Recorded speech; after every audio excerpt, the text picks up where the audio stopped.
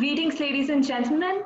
On behalf of Dr. Pramod Jaiswal, Research Director, Nepal Institute for International Cooperation and Engagement, I welcome you all to an exclusive session by Commodore C Uday Bhaskar on maritime security in the Indo-Pacific, brought to you by the Nepal Institute of International Cooperation and Engagement, which is an independent, apolitical, and non-partisan think tank whose belief lies in freedom, democracy, and a world free from conflict. We envision a world where sources of security are identified, understood, conflicts are prevented or resolved, and peace is advocated.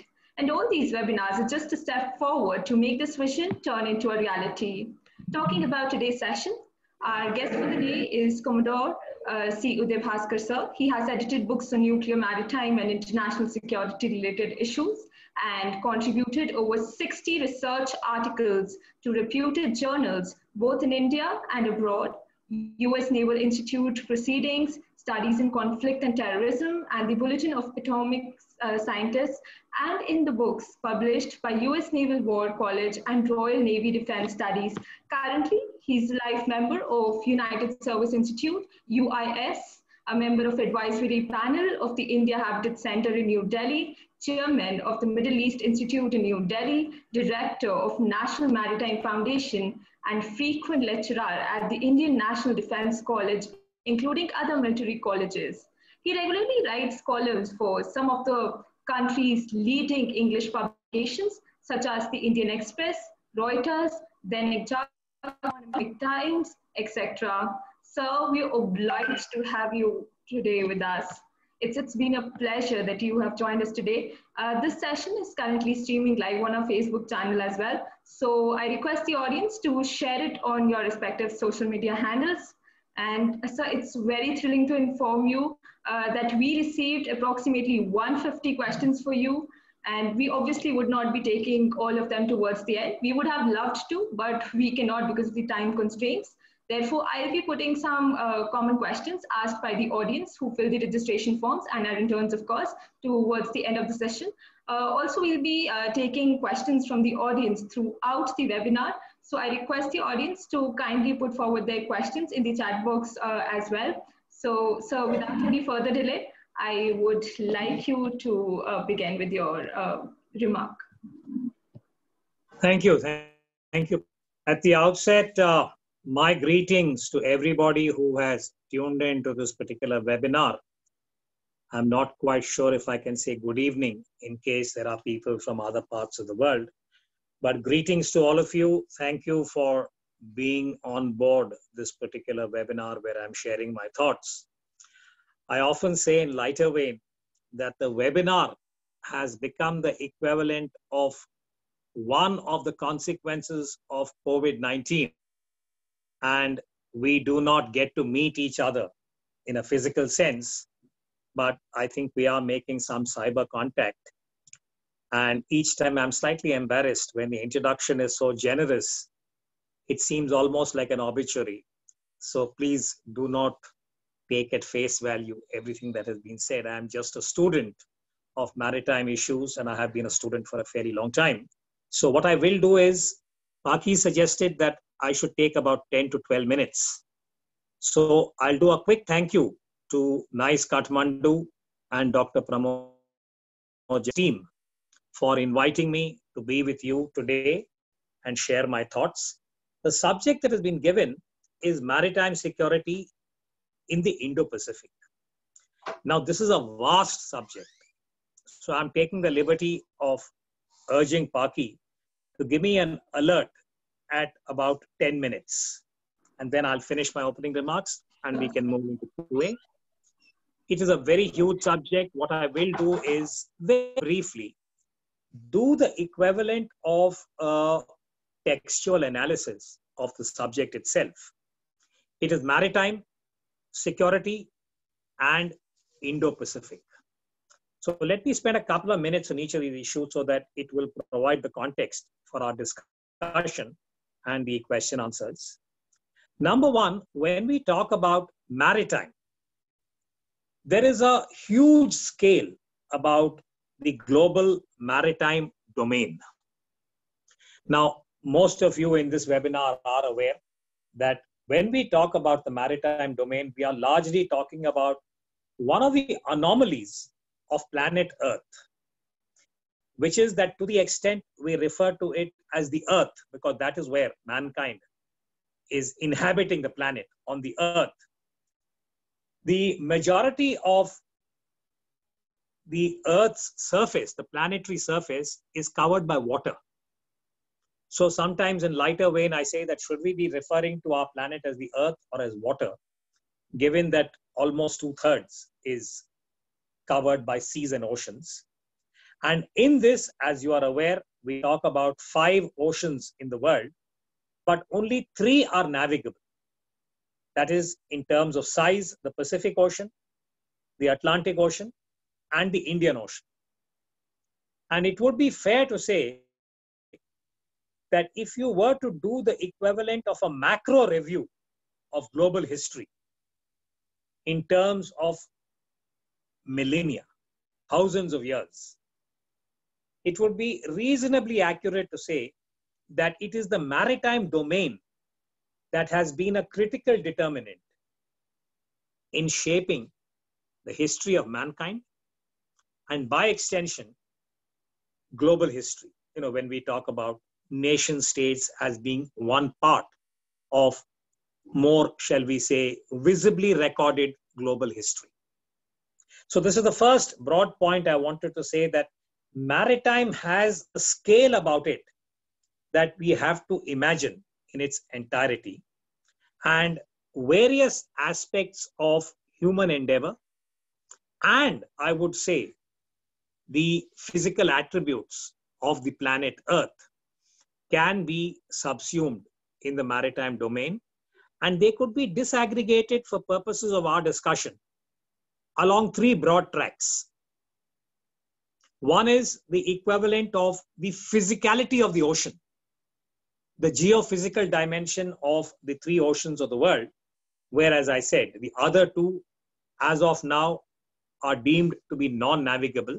That is the North Pole, South Pole, the Arctic, and the Antarctic, though global warming is changing that particular attribute of the Arctic and the Antarctic. But to the extent we talk about the other 3, the Pacific, the Atlantic, and the Indian Ocean, there is a whole physical dimension to these oceans, and they sustain life.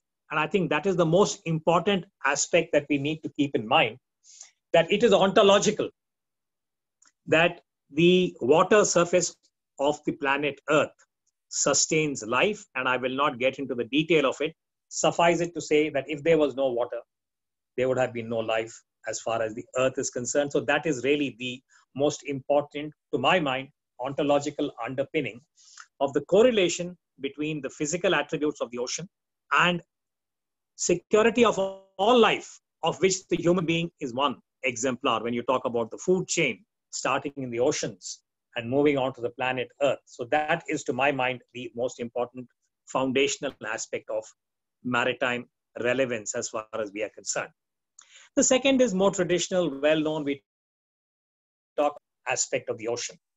The fact that the oceans provide connectivity. The seas provide connectivity. And ancient history is all about how man learned to use both the tide and the wind to be able to navigate across the oceans till technology gave you a combustible engine and the Industrial Revolution. And you had trade dependent on the oceans and the winds and the tides. So if you look at the ancient rhythms of trade, this is where you find the relevance of the oceans and the way in which it contributed to human prosperity. So that is the second big thing. The first is about life, which is the physical attribute, the geophysical, for purposes of our discussion. The second is the geoeconomic, the whole trade factor, which contributes to the enhancement of human and therefore global prosperity. And because of trade, it axiomatically brings on board the other dimension, which is the geostrategic or the security dimension. Meaning that if you have trade, we are talking about wealth. Wealth has to be protected. So we talk about the trade and the flag and the fact that trade at sea has to be protected by a certain amount of military power. And therefore, we talk about the military or the security dimension of the oceans, which is again broadly under of the geostrategic, the security dimension. So you have three tracks: the geophysical, the geoeconomic, and the geostrategic, in which we bring in the security and the political dimension. The broader aspect of how I would view the maritime component of the global endeavor. So this we have just briefly tried to interpret. Sorry, Paki, my time is running out. Let me take 2-3 more minutes. Then we have security. It's absolutely fine. So you can take up to 20 minutes. Security is another very interesting concept, and I'm very glad that Kathmandu is organizing this, and your own objectives are about security in a comprehensive way, which is looking for sustained peace. My definition or understanding of security as an security analyst is it has to be comprehensive. That today security, if there is any lesson that the 20th century has taught the world, particularly the experience of the Cold War, that security has to be comprehensive and it must foreground the human dimension. Meaning that any aspect of state policy or state initiative has to have with human security, which is why the Cold War is a very anomalous phase of global history, because the entire focus was on the nuclear weapon and mutually assured destruction. And policymakers were, in a very incongruous way, making estimates about 28 million people being killed if the former Soviet Union launched a strike on the United States, and that the United States also had the capacity to wipe out 50 million people in the former Soviet Union. So these are the kind, as I use the word incongruous, but that is only to be polite. But otherwise it was absurd that global security was being discussed and prioritized in this manner.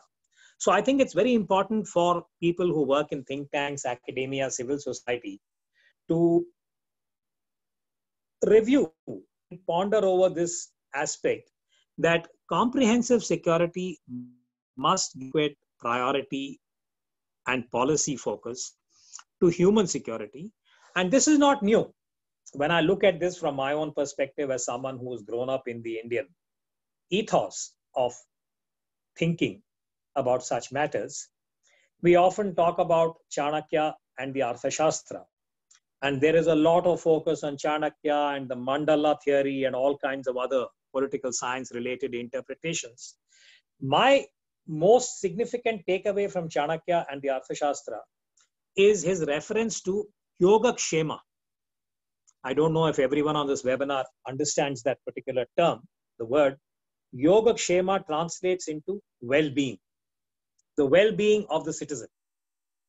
And if you go through the Arthashastra at different points, the exhortation of Chanakya to the emperor is that it is the righteous duty, it is the dharma.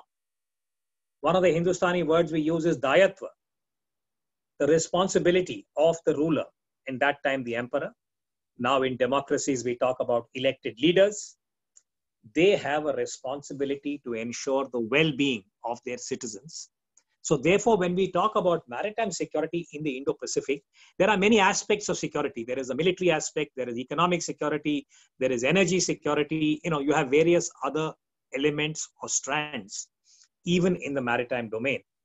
But that every aspect of security that is reviewed for its relevance must not lose sight of what does it mean for human security.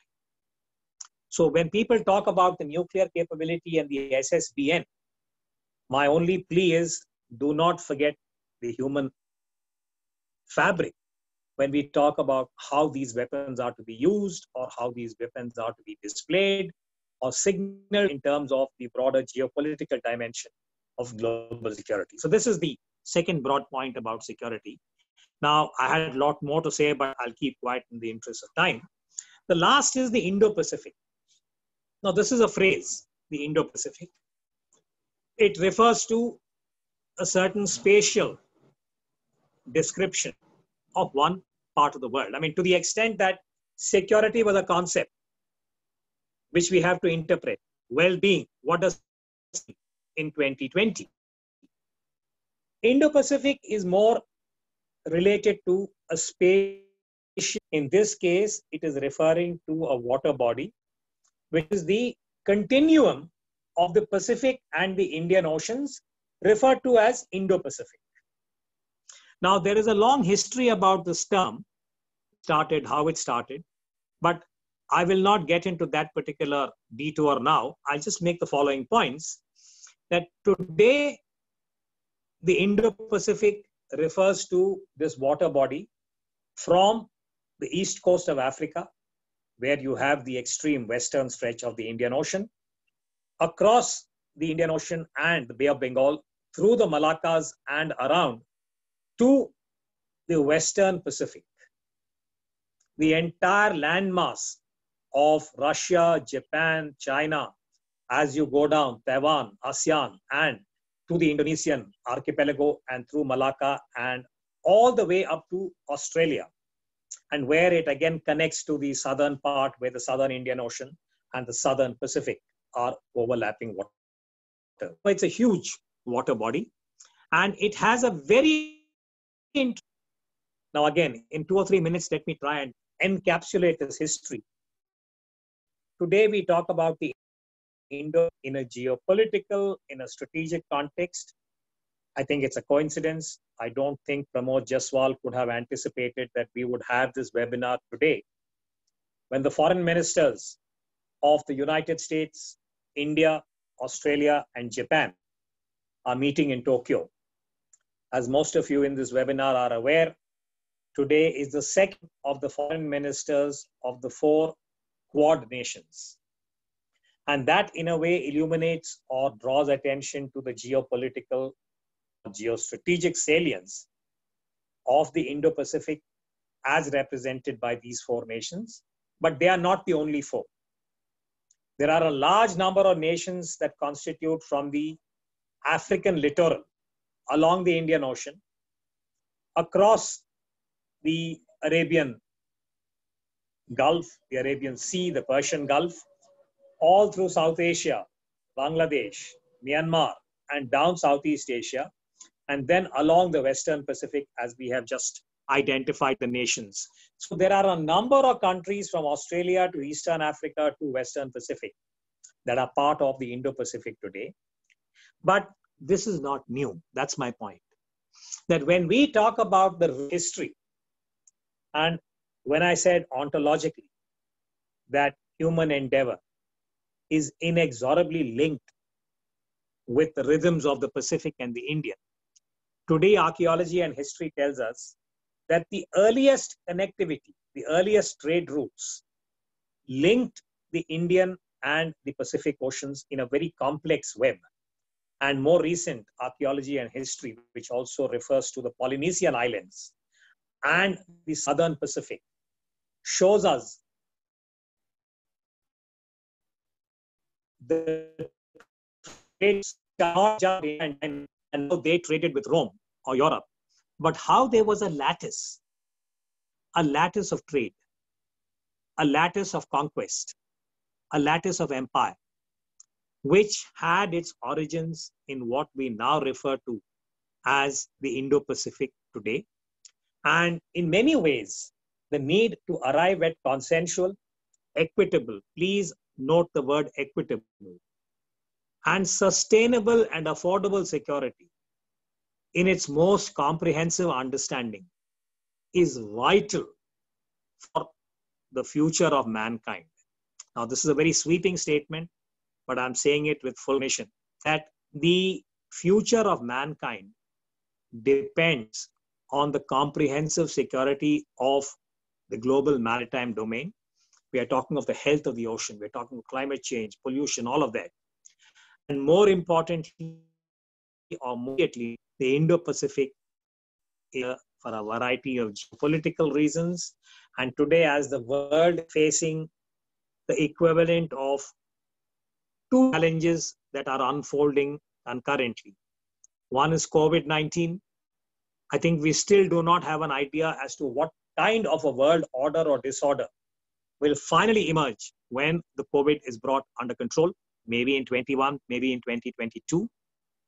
And the second is the current rise of China, which has got a very assertive, belligerent kind of contour to it that we have seen in the last 2 months, 3 months, particularly from the Indian perspective.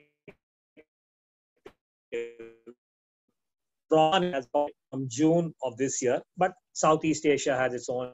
Japan, South Korea, Taiwan have their own experience with China. So I'm just saying, purpose of discussion is COVID-19 and that are a dual challenge for the world at this point. And we have to review and perceive maritime security in this larger frame of reference. I think I'll stop here, Paki. I've taken more time than you had suggested, but I'm sorry about that. No, sir, no need to apologize. Thanks a lot. That was a very insightful, and with talking about the relevance of the oceans, how they actually contributed to the human prosperity, therefore global prosperity. Then you talked about security being comprehensive and interpretations of Kautilya, Chanakya, and you also focused on Arthashastra, well-being, and the various strands of security in the maritime aspect, of course, and what we refer to as Indo-Pacific today. Thank you, sir. And now I shall be beginning with the questions. So I hope that that's completely fine with you. Yeah, absolutely. Thank you, sir. Before talking about Indo-Pacific, the first question that I have received for you is, how do maritime boundary disputes erupt? What are the methods of resolving them? Can you explain with an example in regard to the evolution of the maritime border concept? When we talk about the delineation of the maritime domain, the Bible, as it were, is the 1982 UNCLOS, the United Nations Law of the Seas. It was adopted in 1980, and slowly many countries accepted the broad principle. And some, like the United States, have not formally signed, but they abide by the spirit and the principles of UNCLOS.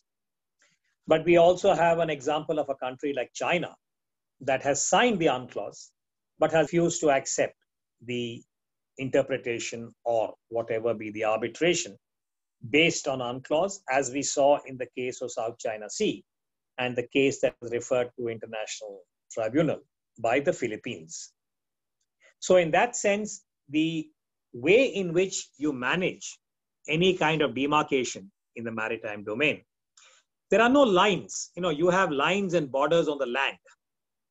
Here you have the equivalent of a territorial sea, which is marked by distance from the shore of a country. And then you have an exclusive economic zone, where it's a zone where you have rights to the produce of the ocean, whatever it may be, fish or mineral resources, etc., etc. So the normal accepted thumb rule is that countries go along with the delineation of the EEZ as indicated in UNCLOS, and where there is an overlap or any kind of divergence because of overlapping claims, then the countries try and arrive at a consensual division of that particular EEZ. And where they're unable to do so, they can go to a third party, in this case, the International Court of Justice, which has a tribunal that looks at this. And a good example is India and Bangladesh, which had a certain divergence about overlapping EEZ, arbitration, International Tribunal. And India did the award, though domestic opinion in India felt that the award was not fair to India, but in the spirit of global cooperation and accepting the principle of a rules-based order, India accepted the award and the division of the EEZ was done according to that. Whereas in the case of China, as I said, in the South China Sea, it has rejected the ICJ and its status and locus. And today, tension in the South China Sea over China's claim to the 9-dash line. Now, it's also a reality of politics and international relations. Much is right at sea, and possession has become 9 points of the law. So China, in summary, I don't have time to go into the detail, has created these artificial installations. They are not islands. I repeat, they are not islands. Because if you have an island, you can stake a claim to EEZ. You cannot use technology to create an artificial installation and then claim whatever accrues to an island state as per the UNCLOS and the award of the EEZ. So China actually used sleight of hand in creating artificial installations and then staking a claim that they are islands, and therefore China can have its own interpretation of EEZ. So this is where we are in the world today, and the rules-based order, desired path, but powerful countries like China in this case have decided go alone, and they decide to make their own rules about such issues. I hope that's a satisfactory answer. Absolutely, sir. That's a very satisfying answer. And you talked about China. So I'd like to proceed with the next question.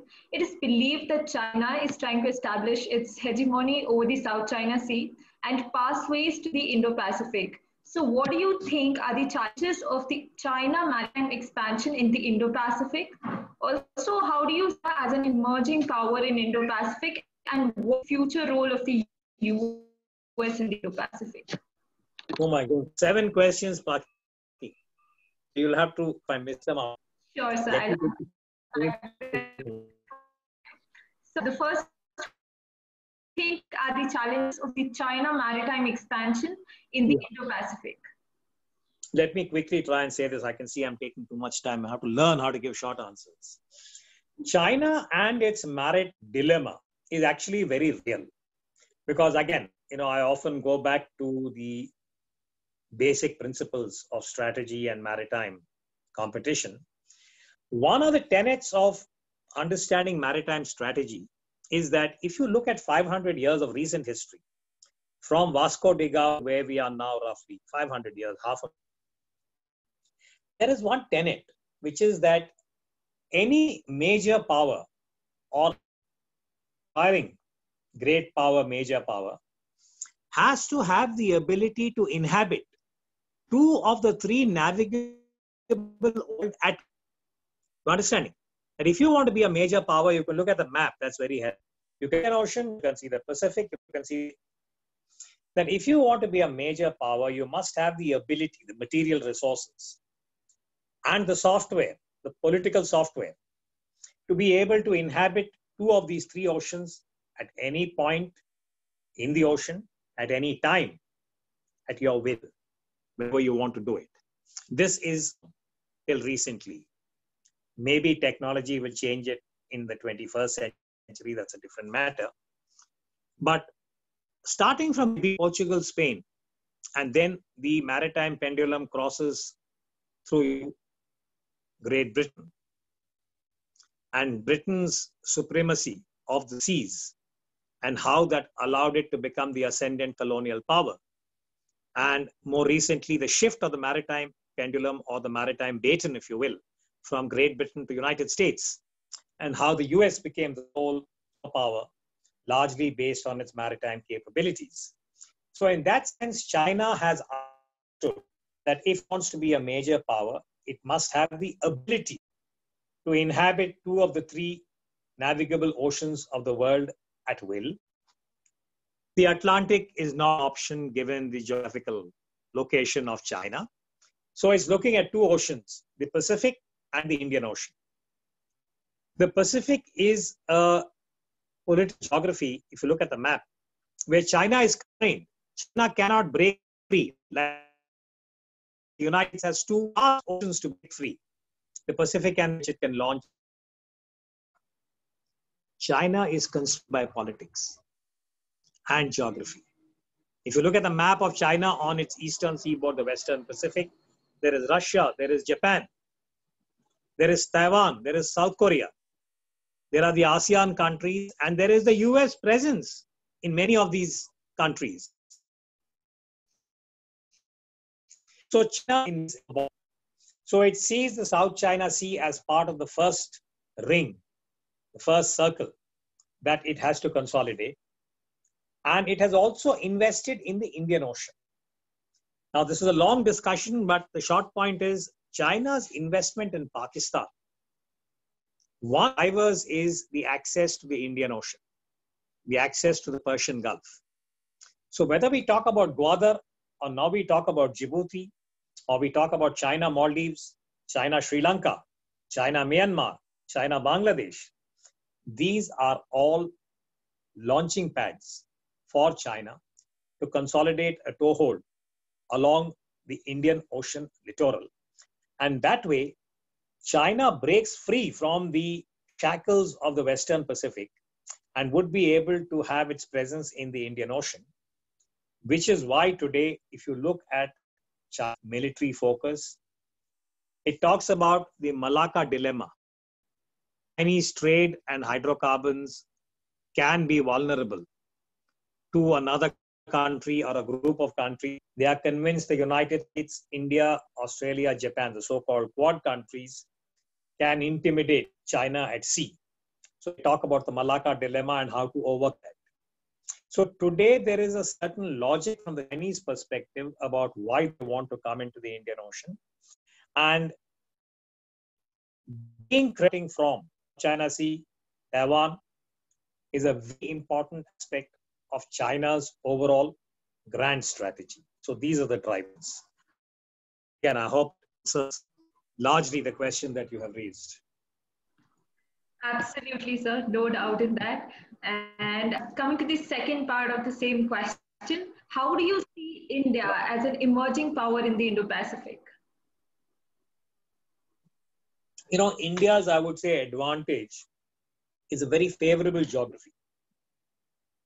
But there's also an irony in that, because while India has been endowed with very favorable geography, and I tell all my students when we talk about this, or our groups, when we discuss this in military colleges and elsewhere, I keep saying, turn the map of India upside down. Instead of looking at the Himalayas on top, place Sri Lanka on top and look at peninsular India and the kind of oceanic space that India straddles, the Arabian Sea on one side, the Bay of Bengal on the other, and the southern Indian Ocean as you go down. So that is favorable geography, because India has been endowed with a location whereby it can monitor the choke points. So whether you talk about trade, security, the ability to access and monitor choke points, in this case, the Malacca Straits that lead to East Asia, and the Persian Gulf, where you have hydrocarbons being exported from Hormuz, make India a very, very advantageous geographical location. But of reasons that I would relate to India's strategic culture, India has been a relatively sea-blind country for decades. And today, while we talk about the Indian Navy and India's overall maritime capability, they are very modest in a global scale. So as an example, while the Indian Navy is a professionally very capable force, it is depleted of arms, whether we talk about ships, submarines, or other assets. And it is an interesting kind of reflection that India's overall defense budget, the Navy gets less than 14%. And India's overall defense budget, whether you include pensions or not, is a very modest $60 billion. Whereas major powers like the United States and China are spending in hundreds of billions of dollars. That's because they have the ability, they have the power. So India may have the India does not have adequate material resources And this is a big constraint.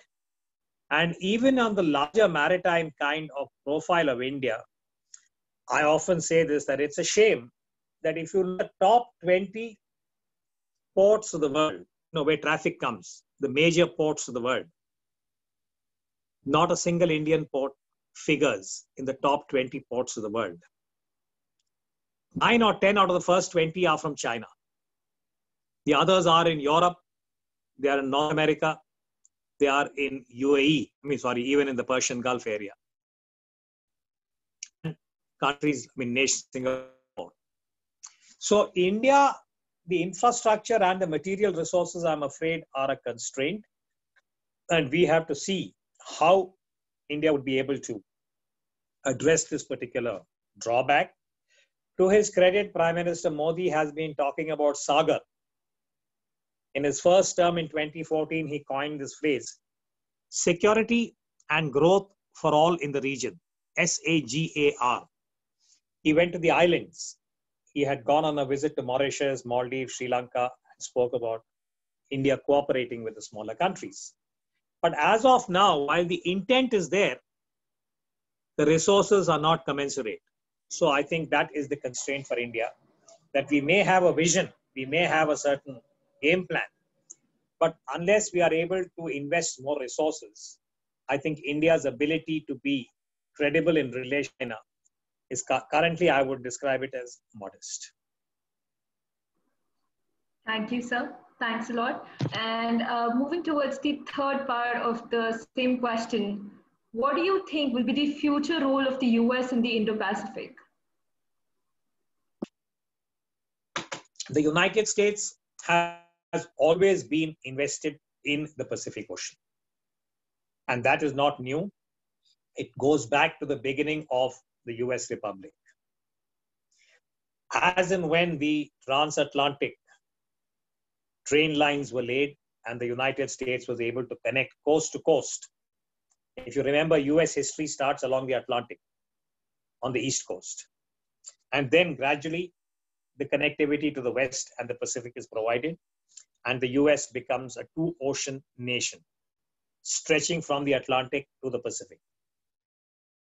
Then onwards, it's almost now you could say almost 200 years, 1800 onwards, 1850 onwards more clearly once the Pacific line was complete, the train lines, the rail lines.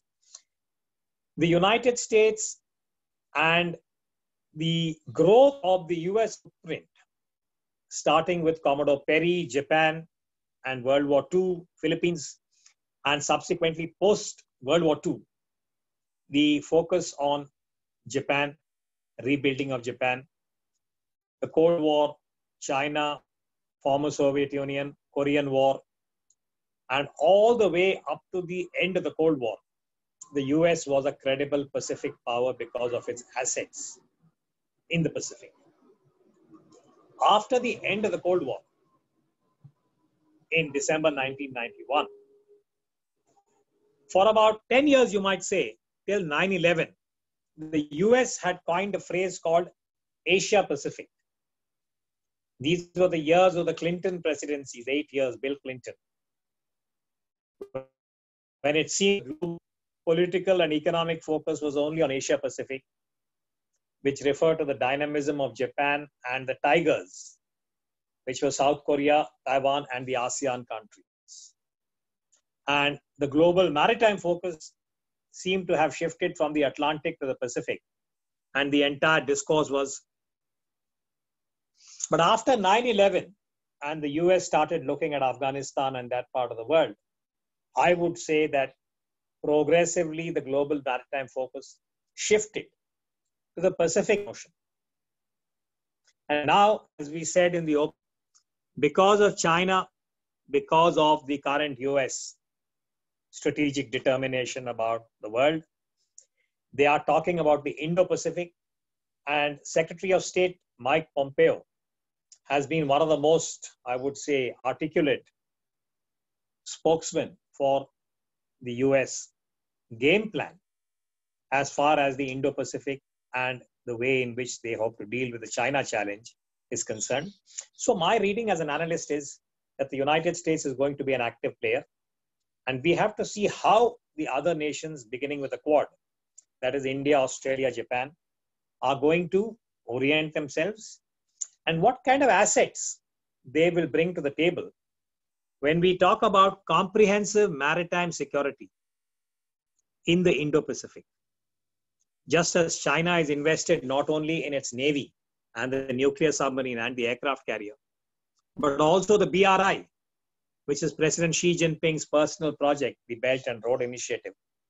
We have to see whether countries like Japan, India, and the US and the other like-minded countries, democracies, would be able to come up with an alternative as to how to reinvigorate the Indo-Pacific in terms of economic, investment, and other areas, which would improve the human security. I mean, that is the critical part.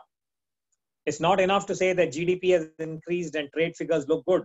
What did it do to the lives of the most vulnerable people at a time when the last global experience of capitalism and globalization was a reduction that the rich got richer and the poor became poorer? So the divide was growing.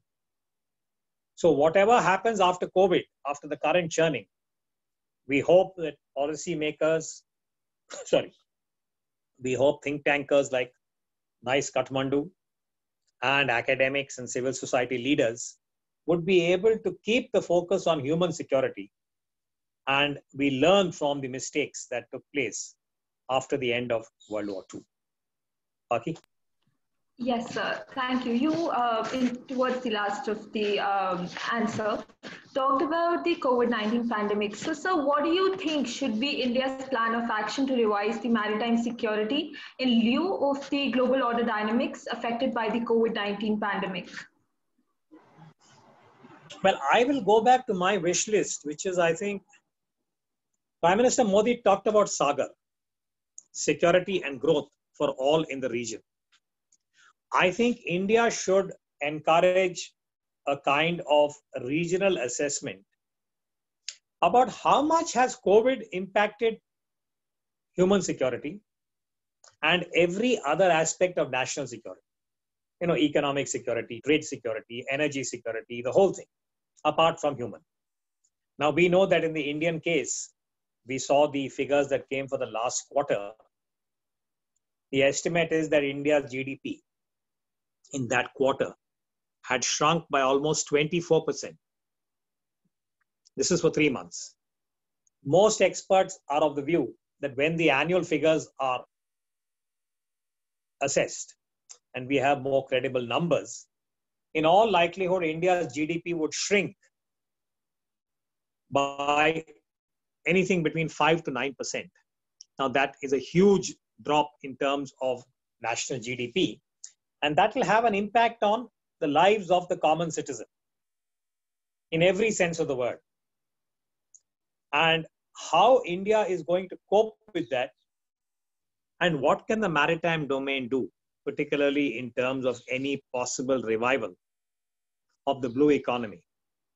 Because there is a lot of potential in the maritime domain which still remains untapped in large parts of the Indian Ocean, for the African continent and the Asian continent. Is it possible for India to arrive at its own balance sheet of the COVID? What has been the negative impact on human security and national security? And compare notes with the countries in the Indian Ocean, whether it is South Asia or the Indian Ocean littoral, the IORA, the Indian Ocean Rim Association, and then see what kind of collective action is possible to first redress the negative impact, and second, to build on this and see which are the new avenues that will improve both human security and national security across the board. Thank you, sir. Thank you, sir. Now I'll be taking one question that has been put forward in the chat box. It has been put forward by Colonel Satyajit, sir. So the question is, with the importance of Quad assuming ever increasing importance, why do you see India drag its feet vis-a-vis the other three members? You know, I would say, as opposed to dragging its feet, I think India is being very cautious because, as I said here when I made my opening remarks, the Quad is a work in progress. These four nations have to arrive at a common minimum program, if you will. Because at the moment, all of them have bilaterals, meaning India and the US is a very robust bilateral that we carry out under the banner of Malabar. You may have heard of the Malabar naval exercises. India and the US have a bilateral. Similarly, India-Japan, there is a bilateral. India-Australia, there is a bilateral. And both Australia and Japan are militarily allied with the United States. So they have their own bilaterals and they have their own regional arrangement with the US as the lead player. So in many ways, I would say India is the swing state for the Quad. Because if we want to make the Quad more effective, India has to be a very enthusiastic. Aside, what are the common action programs that are acceptable to all? And also ensure that India's preference not to be part of a military alliance can also be respected. Because if you look at the articulation by the Indian Foreign Minister, Jaishankar, in many fora, including an interview that he gave when his book was released, very keen to get into a formal military alliance, but we are moving in the direction of partnerships. So this is one of the anomalies of India. We came from a position of non-alignment during the 50s, 60s, the Cold War, and so on. Now, the Indian preference is to have partnerships which are across the board, they're very eclectic. So India wants to have a relationship with the United States, also with Russia. Though Russia and the US have their own differences of opinion in a very, very, again, intense manner. Whether or not India can pull this off is a different matter in 2020. But my reading again is that for India, this is going to be a very, very challenging period when the rise of China is going to tread on many Indian sensitivities. Now, Galwan and what is happening in the line of actual control is a good example. So I think the Quad has potential, but these four can't decide how they will deal with China, because for each of them, China is a very important interlocutor in trade, in investment, and economic management of globalization. Look at US-China global trade, bilateral trade. Look at US-Japan. Look at Japan-China. Look at Australia-China. These are large trading volumes, large amounts of money. None of these countries have the option to completely reject China and say, we will stop trading with you, because then the entire edifice of globalization would very, very seriously impacted. It could actually collapse. So therefore, I think for India also, it is the same dilemma that when we talk about the Quad, how do you insulate or manage the bilateral with China? And I think the jury is out on that. Maybe by the end of the day, if there is a joint statement, we'll have a slightly better sense about what is being prioritized. So I maintain what I've said over the years, that the Quad is a work in progress. It has potential, but certain hard decisions would have to be taken in relation to managing China, how that would impact the individual national interests of countries. And so, Malabar regards to militarization, and you also focused on China. So there is a question that has two parts. I'll first be introducing you to the first part, sir. The question is, how plausible are the future prospects of the militarizing a maritime Quad with the possible inclusion of Australia in the Malabar exercise in its next iteration? Again, this is something that has not moved as quickly. Malabar has India, Japan, and the United States now. It started as India, US, and then Japan was admitted. And then India also decided that it would walk back. You may remember in UPA 2, we had a situation, UPA 1 actually, where India, United States, and Japan exercised. And then they invited Australia and Singapore. It became 5 countries.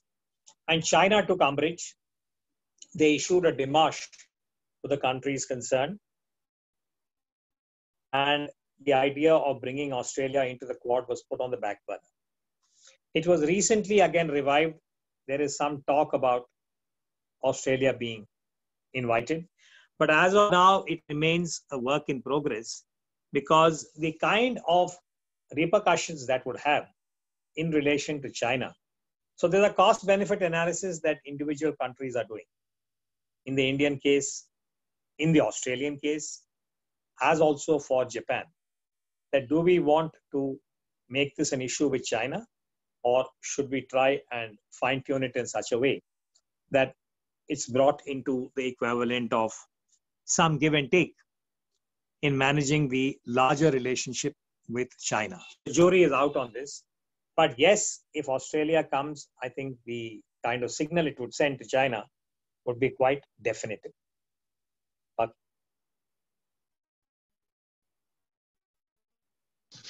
thank you, sir. Coming to the other part of the question, am I audible?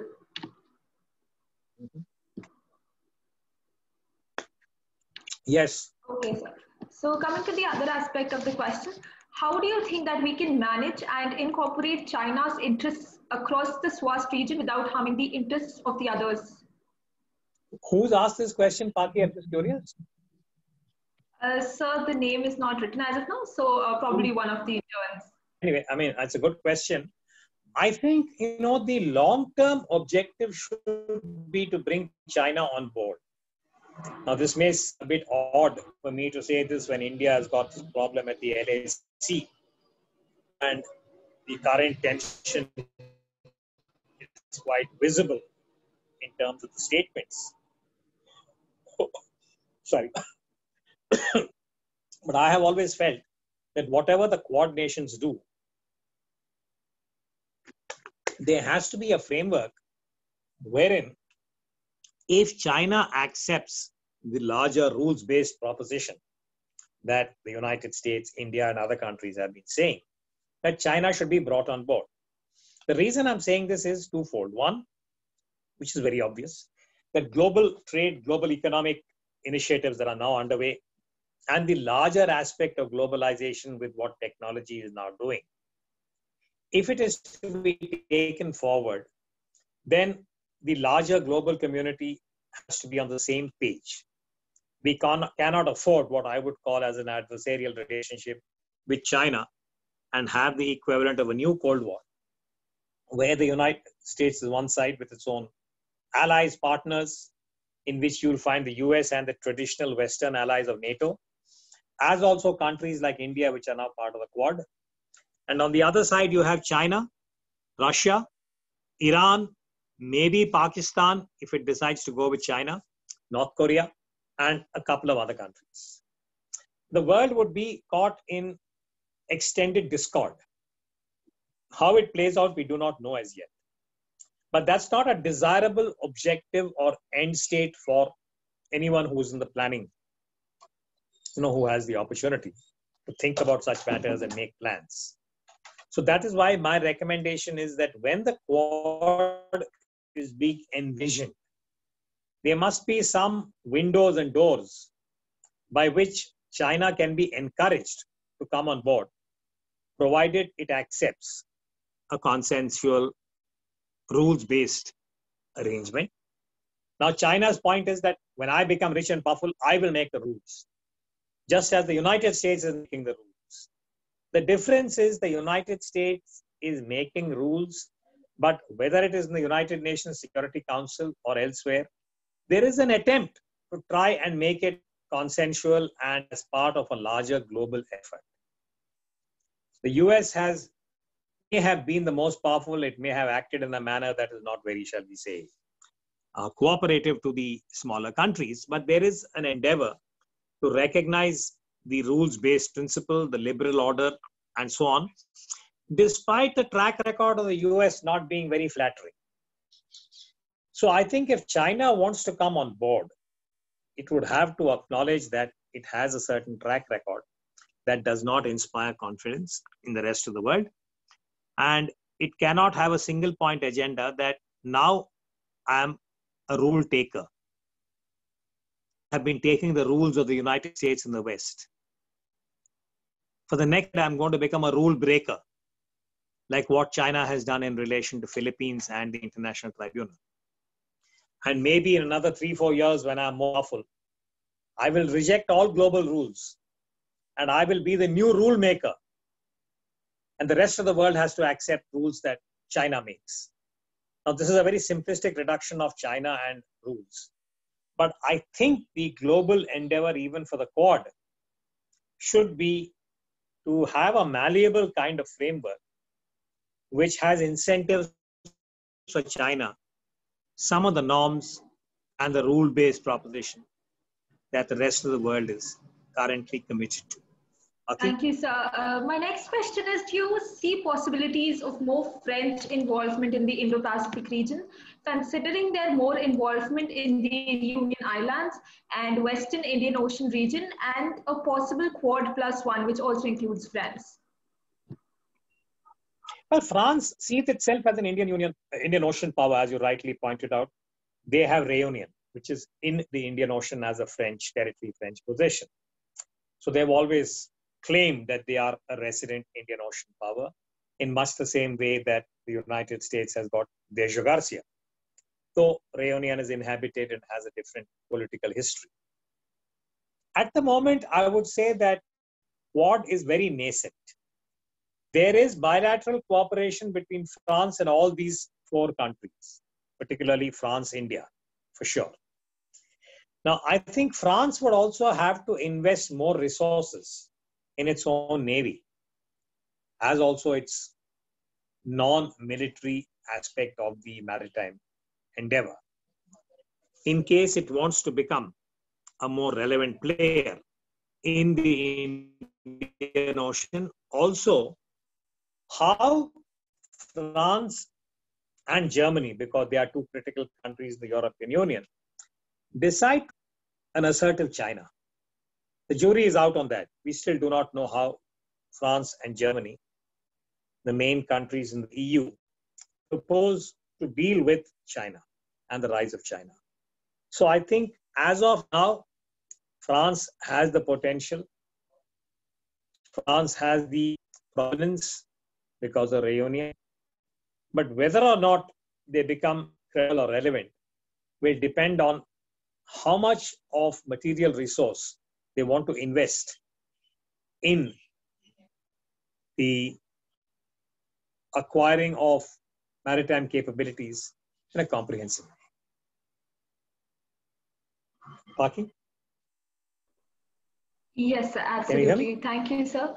So, coming to the next question, since you talked about the EU, so do you think can EU misshape the security architecture in the Indo-Pacific, considering the brewing concept between India and China?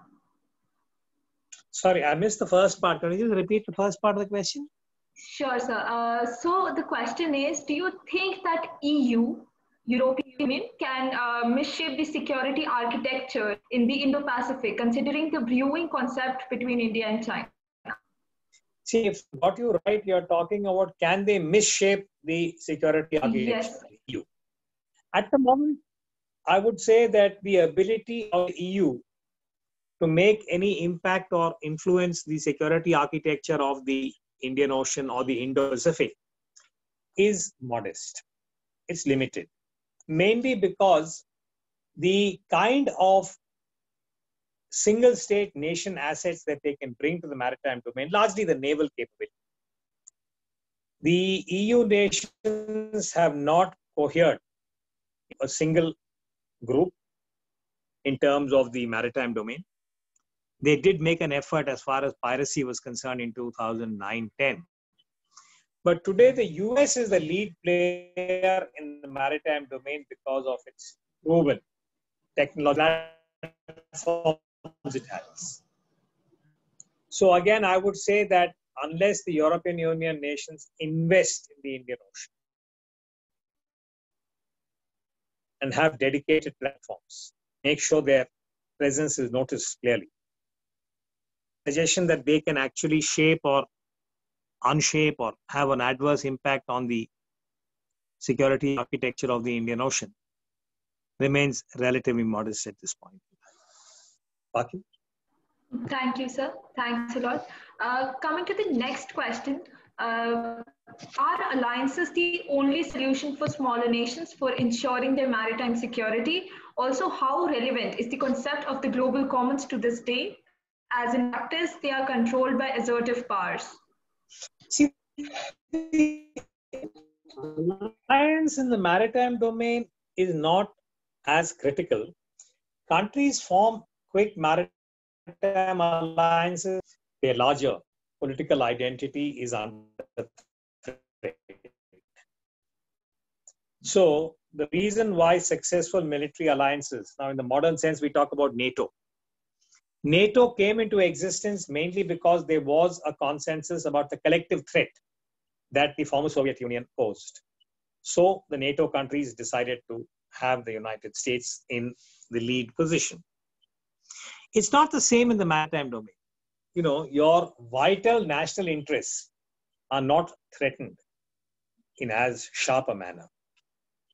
That's why even when we talk about Galwan, Galwan is in the land. It's in the valley in the Ladakh area. But what happens in the Indian Ocean or in the South China Sea does not impact the affected countries as directly. So as a result, I think one could again make the case that the alliance at sea remains relatively fuzzy as a concept. Because smaller countries do not have assets. They may take an umbrella, just as Japan has taken a nuclear umbrella from the United States. Today, we have an interesting case where the United States and Maldives have arrived at a defense cooperation agreement. Maldives doesn't have too many assets because of its relative small size and its current military profile. But the US is providing that because of its own anxiety about China. So in that sense, I think the Indian Ocean is going to be an active place. But I think the direct involvement and formal military alliances along the lines of a NATO are still very far away. Unless the Chinese do something which will provoke this kind of a response. Okay. Thank you, sir. Thanks a lot. The next question is, India and Indonesia can forge as great maritime strategic partners, but we see the sea threats like robberies, piracy are creating issues in the Malacca Strait. So with such issues, how far is India ready to launch shipping activities in Indonesia? Well, I would say this is something we have said for 20, 25 years.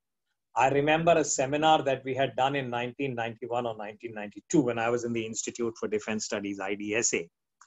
And I recall that Indonesia had been identified as a crucial state for India in case it wants to realize its maritime potential in the region. Again, for obvious reasons, given Indonesia's size, profile, geography, and the kind of bonding that existed between India and Indonesia, going back to the early non-Olympic period and the relationship that Indian leaders had with their Indonesian counterparts, etc., etc. Sorry. But unfortunately, I think in the last decade, the domestic political compunctions in both countries and the domestic political priorities had not allowed for enough space or oxygen for the India-Indonesia bilateral to be pursued in a more vigorous way. Now there is talk about India and Indonesia meeting and doing something on the Indian Ocean.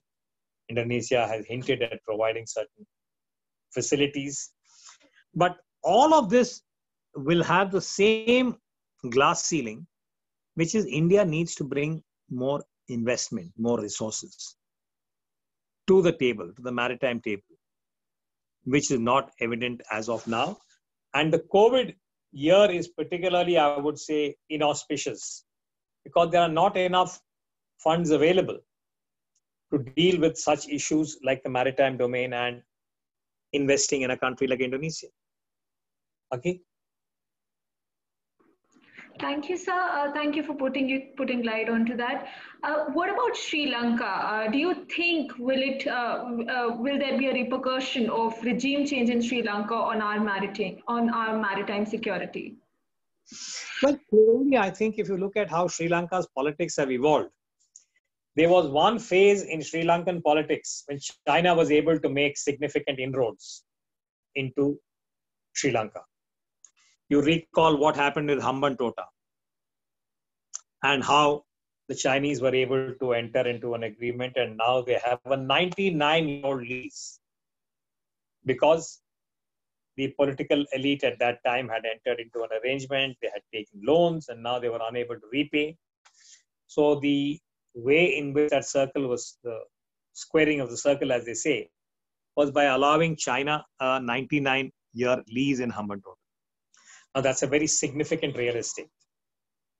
So I think for India, this is going to be the challenge, that China also sees Sri Lanka from a strategic perspective, and whether India can position itself as the more viable alternative without pushing smaller countries into having to make binary choices.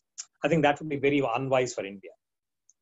When we deal with our smaller countries, whether it's a Nepal or a Sri Lanka, the framing of the question cannot be either or. That you tell the smaller countries that you either partner with China or with India. I think that moment has passed. Now China is here to stay. So that is why I keep saying that the real challenge for India is going to be, how do you accommodate and live with this presence of China, knowing fully well that China is supporting countries like Pakistan, which in turn are abetting terrorism against India. So these are all the complicating factors, but India has to remain invested in Sri Lanka and be the more viable alternative in the democratic sense of the term. Okay. Thanks a lot, sir. And now I'll be talking about the Malacca Strait, which is of the crucial importance to India and its maritime security, as you know. However, given the fact that most of China's oil and other imports pass through the Strait of Malacca, how can India ensure its maritime security in the Strait of Malacca in the times of rising tensions with China, sir? Well, at the moment, I would say there is no immediate threat to India in the Straits of Malacca, because even for China, while they talk about the Malacca Dilemma, it is a potential anxiety, meaning that by and large, barring the piracy kind of scare, which is at a certain level, piracy does not directly affect the sovereignty or core national interest of countries in the region, whether it's an India or an Iran or a China or any country directly affected by piracy. It should be contained, there's no doubt about it. But it is not high up there in terms of national security priorities. So when we talk about the Malaccas and what kind of a threat or what kind of a challenge it poses, unless a major power decides that they would either block the Malacca or have some kind of a situation where the safety of ships transiting is endangered, the challenge is to ensure that all countries accept that the Malaccas are a common facility that has to be maintained in the proper manner, and they all work towards a common objective. So I think India should again acquire or invest in capacity so that when it talks about the Indian presence near the Malaccas, it's a credible presence.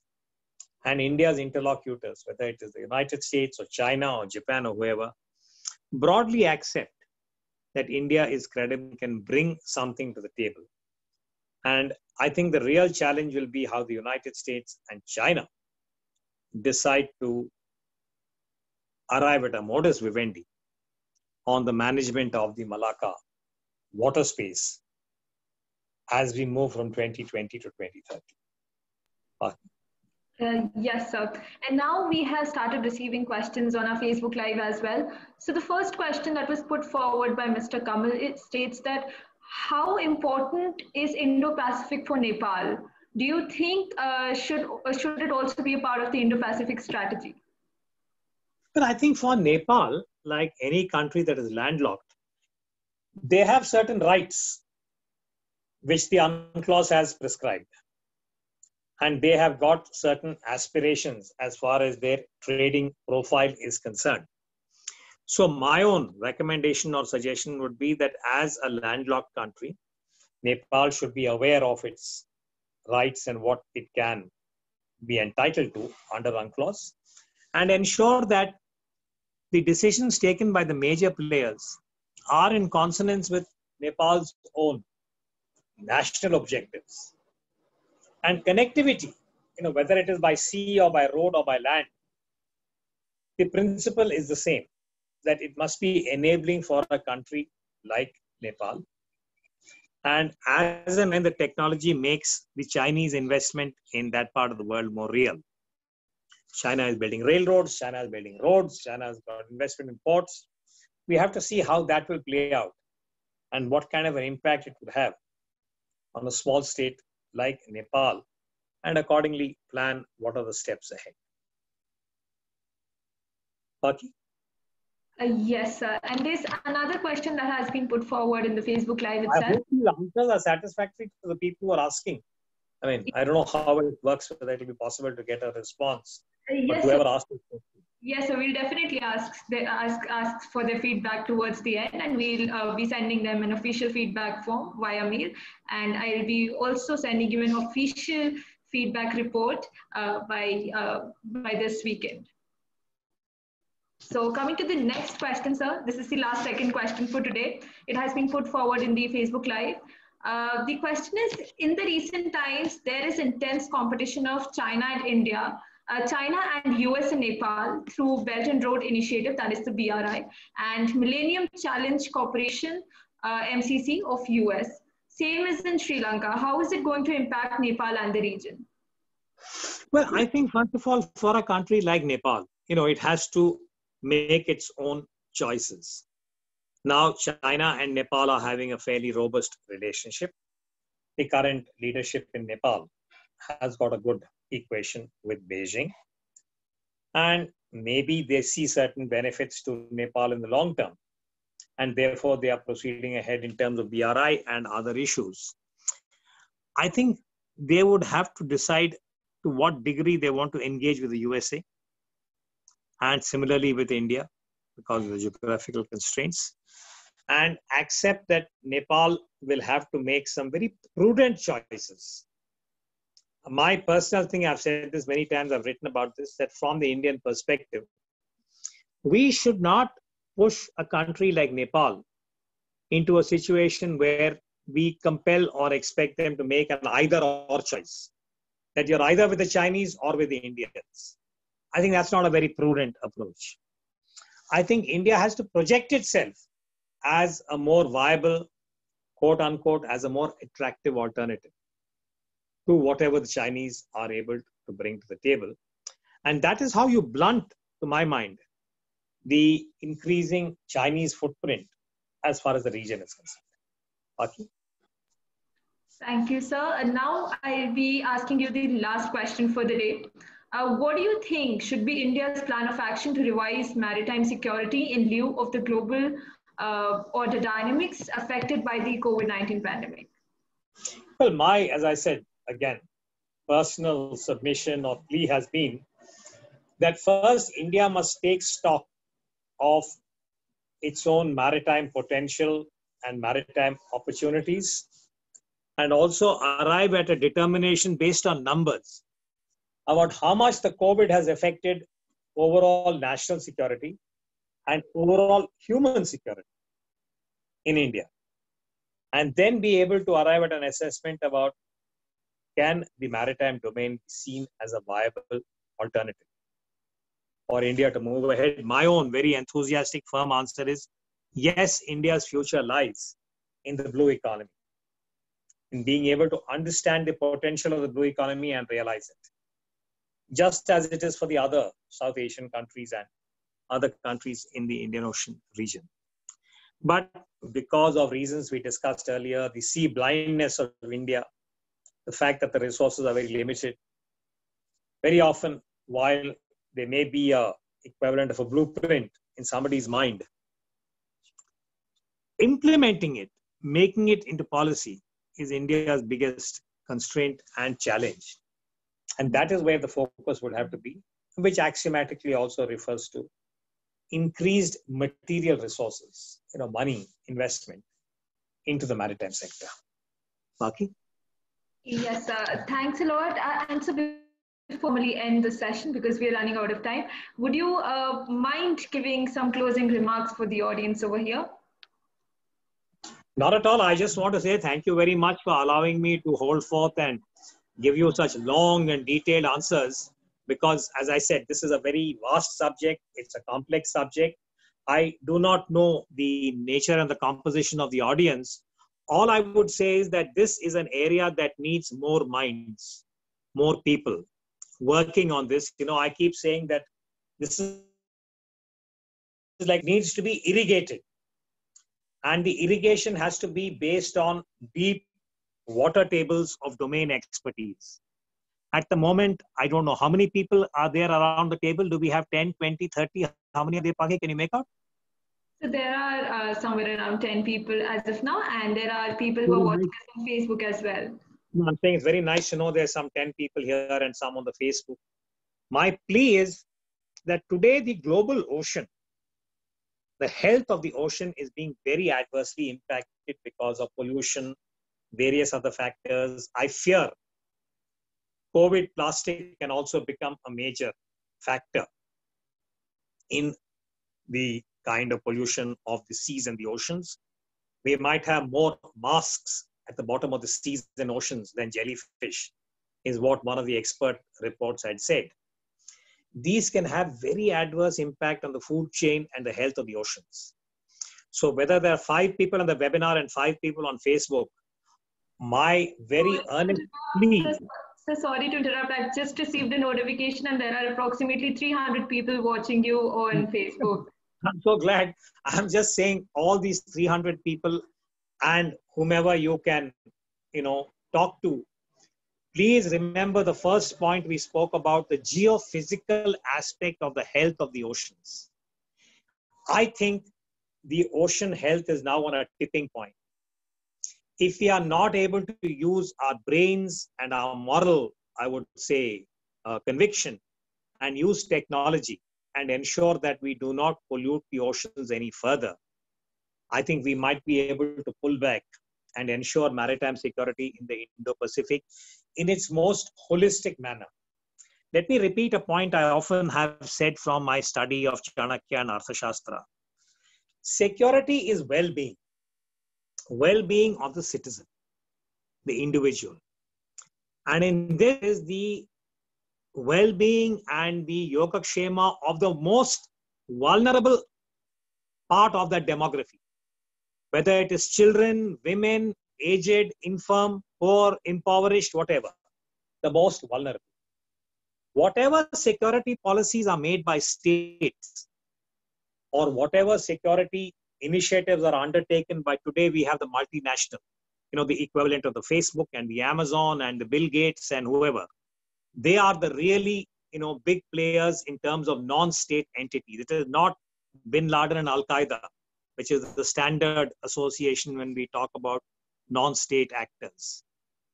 Today, the state is no longer the single actor in terms of global security. And any comprehensive security policy or even thought has to, what I call as the Chanakya test. It's on a tripod that it must be equitable. The word equitable is critical. It must be fair. It must be equitable. And secondly, it must be affordable. If I say India must do the following things for human security, I have to figure out, is it affordable? Can I, maintain that kind of security?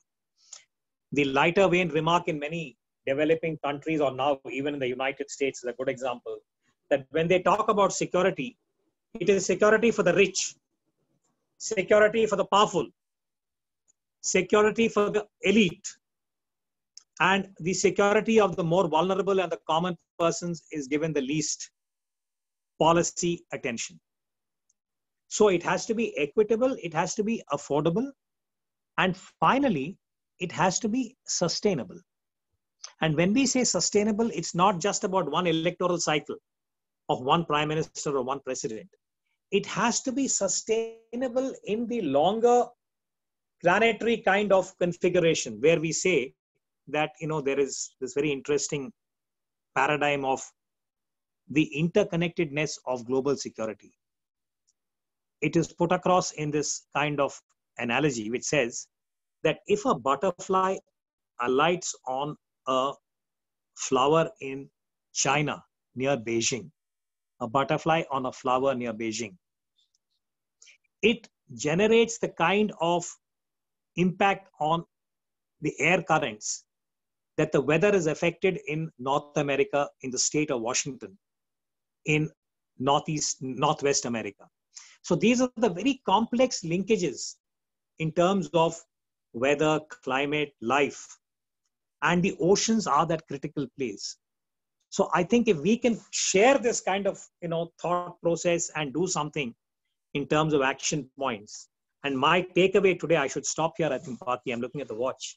If any of you have access to influence your town, your municipality, your city, your state, please ensure that COVID plastic waste is not dumped in the nearest sea or ocean, because that would compound the problem we are now facing in terms of the pollution of the oceans. So let me stop here and, thank all of you for being here till 5:30 almost by Indian time. Thank you. Paki, all yours. Thank you, sir. Thanks a lot. That was really inspirational as well as motivational. I'm sure that we're now going to be the change, to bring the change, as someone said once. And with this, I would like to formally thank Uday sir for agreeing to come over here and take a session for the audience. I would like to thank everyone who did put forward their questions in the chat box as well as in the Google Forms and all the mails that we received from you. It was very difficult to choose the most common questions, but we had to do it, unfortunately, and we couldn't take all the 150 questions, of course. So thank you, everyone. Thank you, everyone, for being there. To all those who are watching this live on Facebook and are here as well, thanks a lot. It's been a pleasure to host you all. Thanks a lot. Thank you.